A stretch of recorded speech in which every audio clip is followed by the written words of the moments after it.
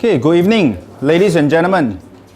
Thank you for taking your time off to come to 1 Kay Siang Road. I think probably this is the first time most of you are here. Welcome. There's a lot of fresh air here and the greeneries that greet you, I suppose. Yeah. I'm Anderson Yee, the Deputy Director for the Institute for Adult Learning. Welcome to the preview session for the Master of Science in Skills and Workforce Development. Right. The agenda today is basically I will go through with you an introduction of the Institute for Adult Learning, IAL, because I guess some of you probably never hear us before, so you probably think that, hey, is this a new private education institution? Or some of you may know, okay, I heard IAL before, but perhaps I can give you more information of what we do. Next, we'll talk about the changing landscape, the impetus of IAL bringing this program, working closely with Cardiff, one of the renowned universities in the world, to come up with this program for what purpose, right? Then we have the introduction from Professor Phil Brown, straight from Cardiff, to share with you the details of the program, and subsequently we'll end off with some administrative exercises and Q&A. All right? I like to keep this very informal so that at least, you know, you can, along the way, you got certain questions you can ask, right? So, the Institute for Adult Learning actually started way in 2002 during the then Economic Review Committee that they need an institution for adult learning and adult pedagogy, a research center. And it was set up in 2008 where we first come into existence, has a division of the Workforce Development Agency. So in short, we are WDA and we are a state board. So we are not a private company. And, how come you jump like that? Okay. So in terms of the vision, basically this is what we're trying to do. We are going to be the so-called the beacon of light for the continuous education and training sector. So whatever you do about adult learning, new skills in the CET has in continuous education and training sector, we are seen as the forefront in such information and such trend. So how do we achieve that? It's through our 3 strategic thrusts within IAL. Firstly, to inspire, we nurture a professional and dynamic CET community. Coming with activities, we have special interest group, with our adult education network, where we come up with conversations, we come up with programs that we engage the community. So this is about developing the dynamic community. Yeah? Then we advocate, we try new things, we catalyze new implementation, execution in tech enablement, in workplace-based learning. So anything that you want to try, you want to do pilots, you want to try technology-enabled learning, this is part of what we do. And last but not least, lead to develop the capability of research-informed practices using research to drive decision-making. So this is what we're also trying to advocate. So IAL, in short, we stand by these 3 strategic thrusts. And when we talk about programs, if you recall nurturing a dynamic community, we have a training and adult professional competency model. I'm wondering how many of you have seen it.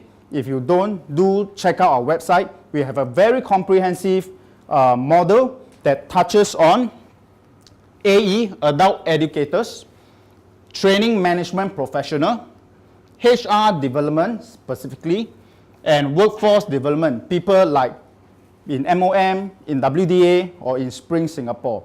Why? Because when we first started IAL, we thought that, you know, as long as we got very strong training program, pedagogy training program for adult educator, it is enough.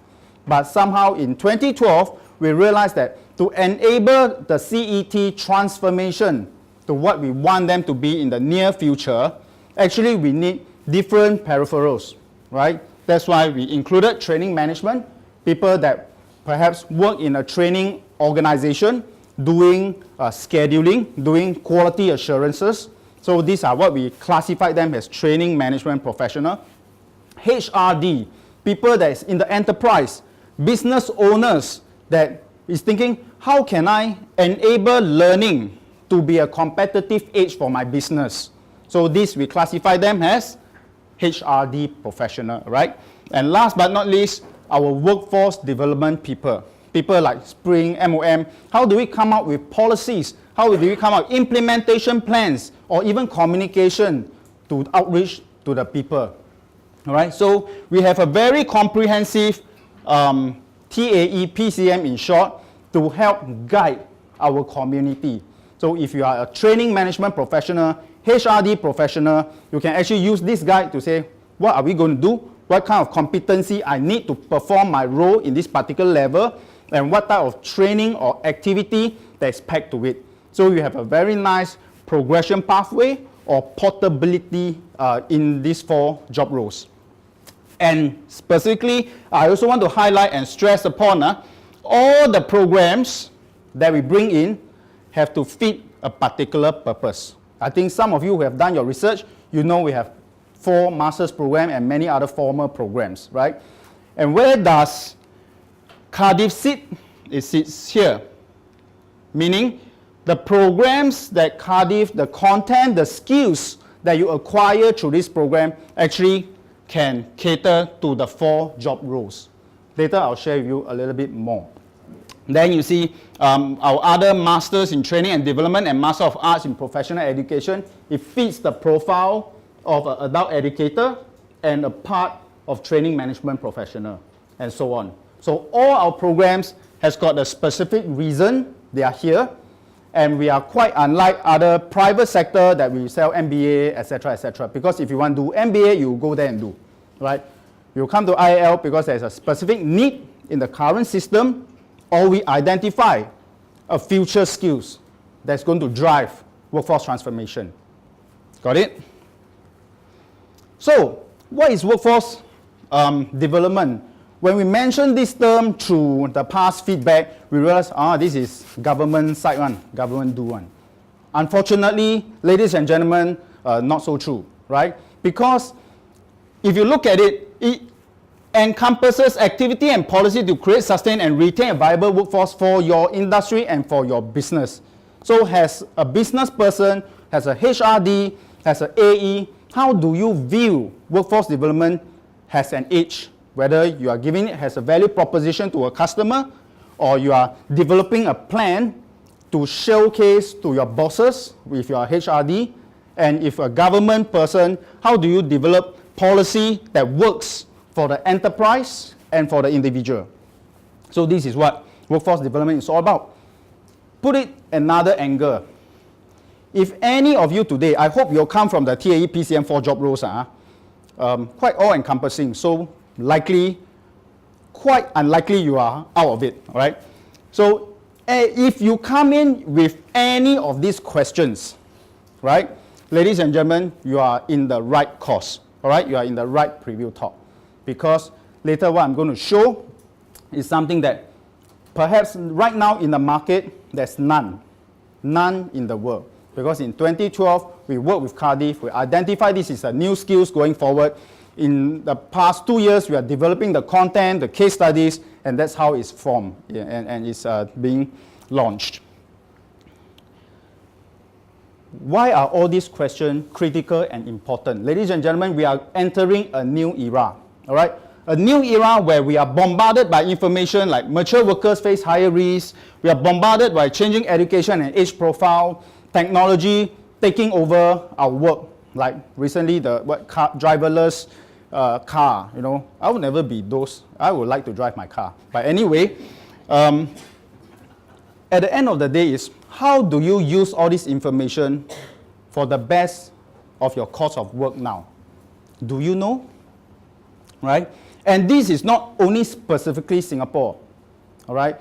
This trend are across the world. It's global. It's a global trend. So unless you acquire new skills, then you can bring your organization, your practice to the next level. And of course, the buzzword for Singaporean now is skills future. What does that all mean to you in your own capacity?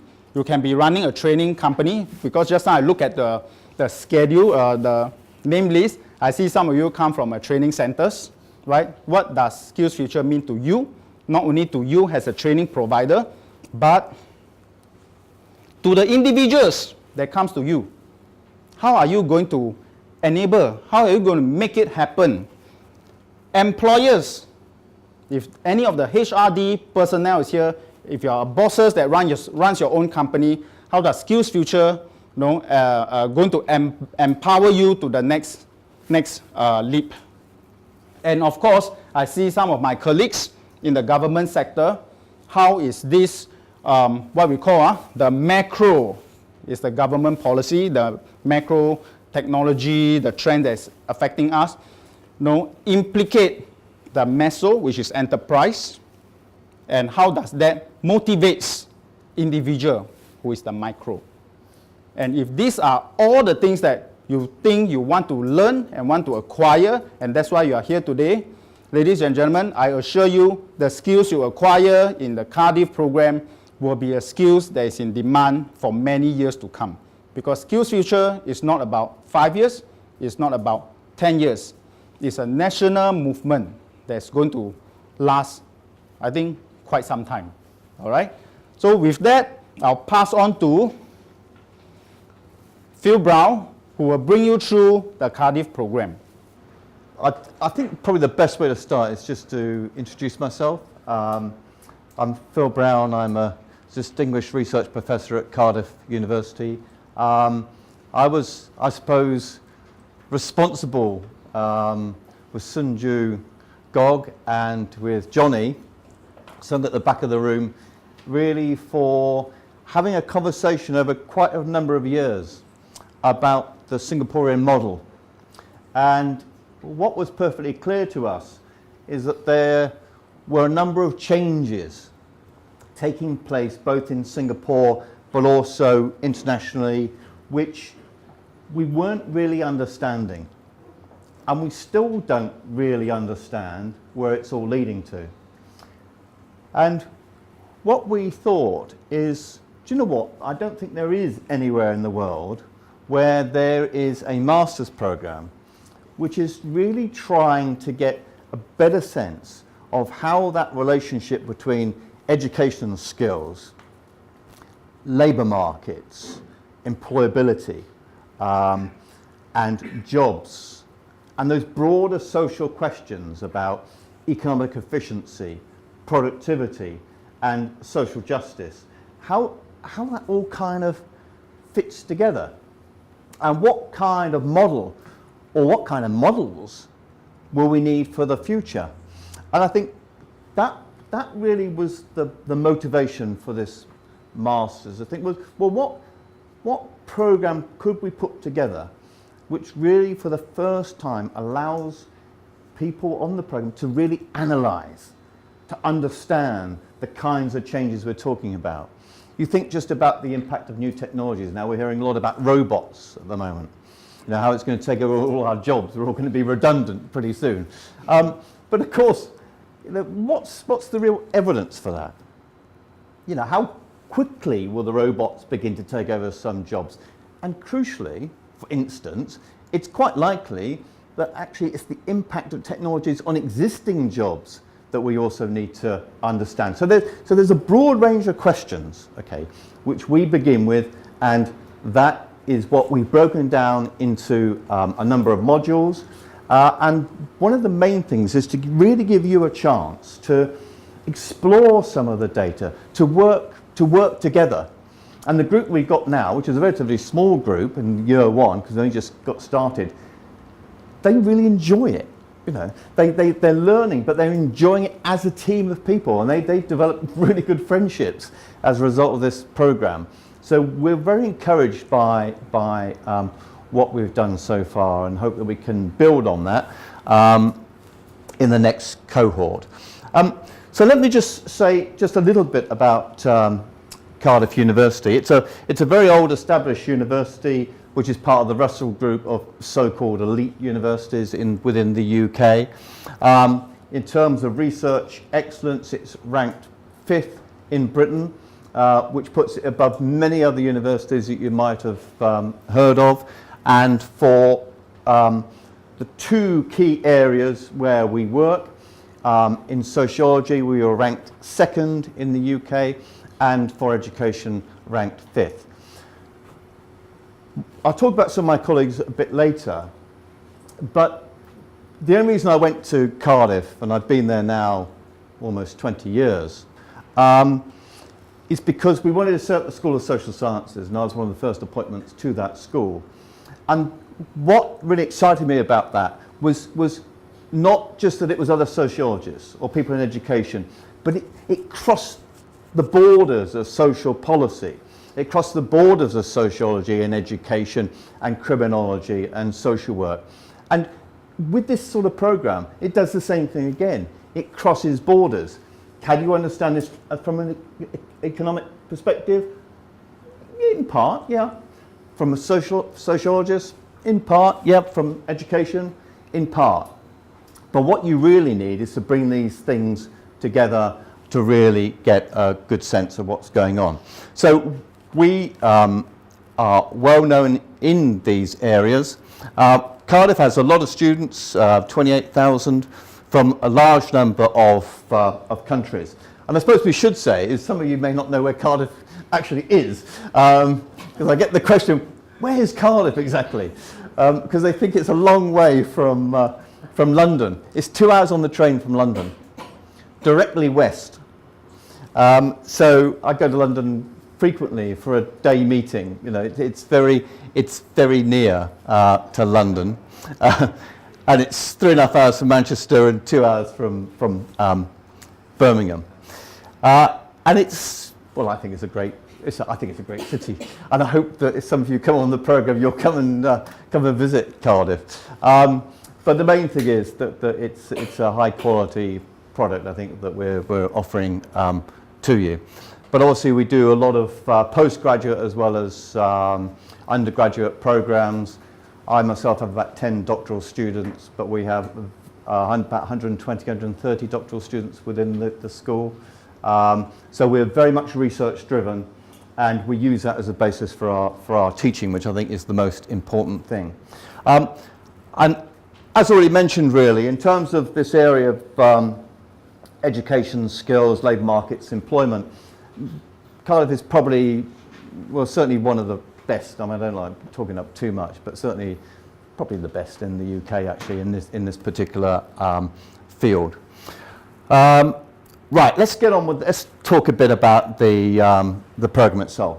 So we got together with the Institute for Adult Learning and thought this would be a good program to teach in Singapore. And it's a part-time executive program which consists of 4 taught modules and a dissertation for the masters. We'll talk a bit about other options later on. So what we really want to do then is, as Anderson has been talking about, is really developing your expertise in understanding the changes taking place in skills, work, labour markets. In terms of skills future, you know, that doesn't make much sense unless you understand the changing context, the impact of new technologies. But crucially also it is vital that you actually understand how to interpret some of the data. And one of the things that's perfectly clear is that there are different theories, there are different ideas about the future of work. You know, will it be positive? Will it be challenging? Will it be negative? There are different interpretations, and we will introduce you to all those interpretations, and we will also introduce you to a comparative understanding. So yes, we will use Singapore as an example, but we'll also use the States, the UK, Germany, Sweden, and Scandinavia more generally as alternative kind of models for thinking through some of these issues. So we want to in part give you the analytical, theoretical tools, but also some practical tools as well, which can have an impact on your everyday practices. And I think one of the most exciting things for us in the first cohort is that when we talked about this, because I was here teaching Module 3 week before last, is that everybody we spoke to who was on the course explained how it had changed their practice already. had it had an impact on what they did on a daily basis. That for us was really, really exciting. We were delighted about that, and I'm sure this will happen again in the next cohort. So we want to really, we're not really looking just for people who work in the civil service. It can be we've got people who work in companies, who are trainers, who are mentors and career developers. I mean, this course really caters for quite a broad range of people. So don't be put off if you don't work for a government agency and you think this is what this is primarily about, because it's actually not, and the cohort now reflect that. And we think that because this is unique in many ways, it will give you a knowledge and an understanding which isn't out there. It just doesn't really exist because it's at the forefront of a lot of the debates. So we think this will be very valuable in terms of future career planning, but also hopefully you'll find it just really interesting. Okay, so I'm not going to spend ages on this because we don't want to be here all evening. I'm sure you're all very busy and want to get home. But so I'll keep it fairly short. Just to say that in terms of the four, well, you can read the 4 key aims of the program. It's cutting edge, but we want you to participate. So it's not just, so you won't get me just talking at you. You'll get a bit of that, but not that much of it. What you'll get is a bit of talk, and then a chance for you to work in groups. And then, we'll go through what one of the modules looks like in a moment. But you participate. Because in a sense, that's what the important bit is. It's you participating. It's you learning in a constructive environment that we're really looking for. And developing these analytical tools, which is furthered by the dissertation that you would do. And I think this one is also very important, to provide that space to think and reflect.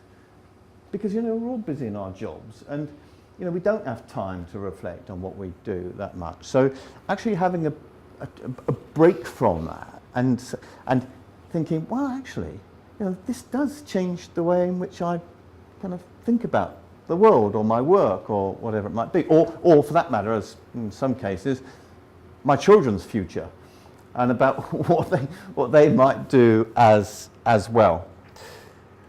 So that time to reflect.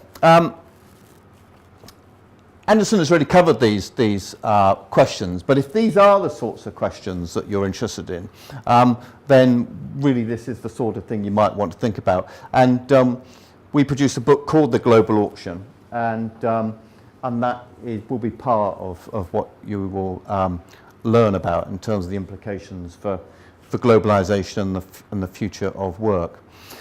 So we use kind of if you like, we use the kind of idea of skills and employability as a way into the analysis of this rather broad range, about the sustainable economy. So it's not just a kind of a human capital approach. So we're not just saying, all right, if we invest in more skills and improve the quality of those skills, then we'll be fine in the future. What we're saying is that that's not really going to work in the future, that we need a broader understanding. So we need to look at these issues these issues around the sustainable economy, which is increasingly global, of course, and also the issues of inequality and social inclusion. Because we worked in the past with a model that if we skill people, they get better jobs and everybody will be paid more, that productivity is the route to a shared prosperity. But what we see then is these increasing inequalities alongside people investing in their skills. So there's something else going on, and we will certainly be exploring that. Issues of employability. What are the skills of the future?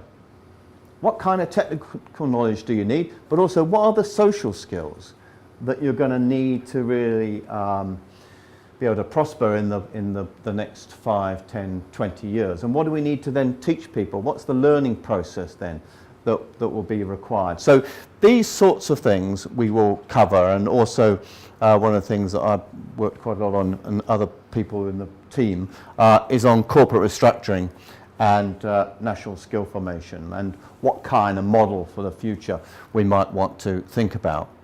So in terms of the program then, so in the first year, which is basically starting in April of this year, then there's an induction program which is here. That's before any of the teaching really begins. And then module 1 is on skills and performance in the workplace. And then module 2 is really more about policy in a competitive world. And as we'll see in a moment, that is an online program. And then the one I've just been over teaching is on globalization and the future of work. And I'll just say that we tend to work with a team of 3 people for each module. And we will try and do that. And we use quite senior people, so at least a couple of them are very often professors and whatever, as you'll see from the team in a minute. Module 4 is then a research methods module, which prepares you for the dissertation. So you talk about what kind of thing you're interested in, and we then prepare you to then work on the dissertation at the end over the 2-year period. Oh, sorry. So here are the dates. So April is the induction. Then we've got the 5-day learning event. This is module 1, 11th to the 15th of May here. Then module 2, as I said, is online learning.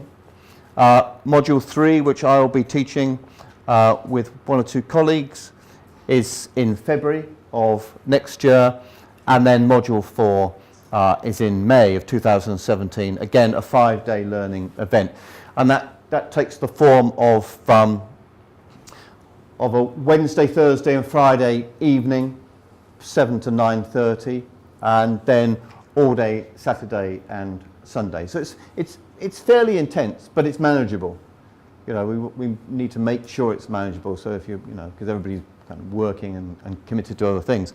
So we try to do it in a way that allows you to be able to fulfill the requirements of the masters. So we always start, for each module, we always start with, so this is for module 1, we always start with some pre-reading. So we give you normally 4 pieces to read in advance, just to get you going, so that when you're here and you get the first lecture and the first seminar, you've got something to sort of build on. This is followed by the learning event.